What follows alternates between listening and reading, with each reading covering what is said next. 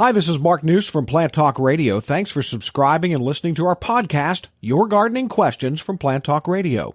If you have a gardening question you'd like our host Fred Howard to answer, send him an email. The email address is fred@planttalkradio.com. Now for today's question. I've got an old-fashioned hand-push garden cultivator, and I know Fred's old enough to know what one of those looks like and probably used it. Yes. And I want to do something to decorate that, and I'm looking for a climbing flower of some kind. I've used clematis in the past and climbing roses, but I'm looking for something that would bloom more during the summer than just in the spring, and then it's gone for the rest of the year. And I've talked to local garden centers and got no help, so I thought I'd talk to the old guy and see if he might know something. Well, you got that for sure. Yes, I have used, I think I still have muscle stress from said use many years ago. But in any event, the first thing that comes to my mind in terms of more bloom would be morning glories. Now, morning glory can climb 30 feet. And you will have to kind of nurture this by wrapping it around the handles and et cetera. But it's capable of flowering every day after it gets going, all summer long. There are, and I can appreciate your having used the clematis, there are many, many kinds of clematis that aren't on the common market more all the time. But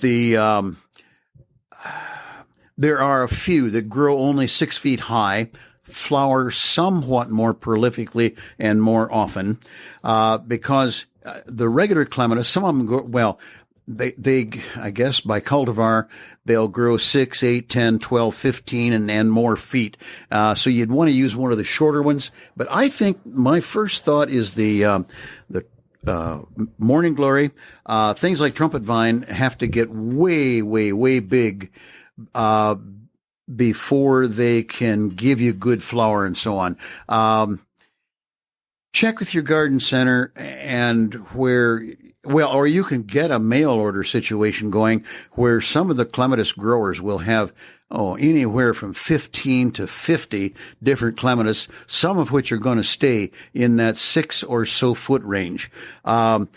Go into the computer, which I am too old to use, but go into the computer and check on clematis. Find, first of all, some of the growers that you won't be able to buy from the local people, and find those selected plants. They will know which ones get how big.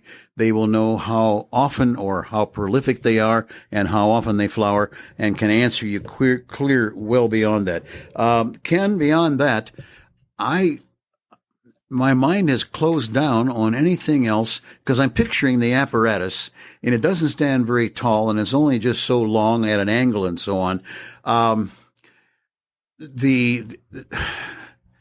There's a climbing honeysuckle that you can probably control. Again, much like the clematis and or other, you would wind it around the plant because climbing honeysuckle can go 15, 20 feet on a fence, 42 inches high, maybe even more. But, honeysuckle, possibly.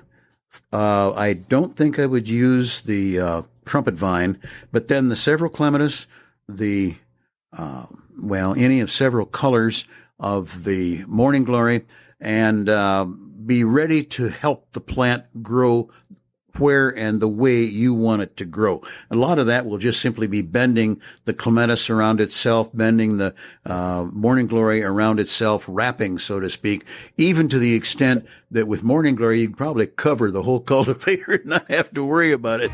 But those are the things that come to my mind right off the bat, Ken. Hey, thanks again for listening to our podcast. Be sure to subscribe to our other podcasts as well, the Plant of the Week podcast and the Plant Talk Radio podcast, all on iTunes or your favorite podcast player.